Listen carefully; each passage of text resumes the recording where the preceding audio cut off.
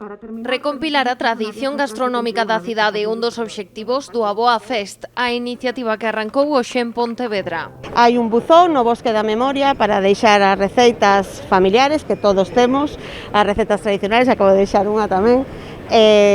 Con estas recetas farase un recetario ancestral, non, da cidade. O buzón é un dos elementos do Bosque da Memoria que se instala na Praza da Peregrina, un espazo que, ademais de centralizar a recompilación de receitas, é o núcleo da homenaxe que o Aboa Fest quere render ás aboas. Porque este Aboa Fest é algo máis que un evento gastronómico. A nosa intención é recordar a nosas aboas, polas en valor, esas recetas tradicionais, a veces son as silenciadas, non?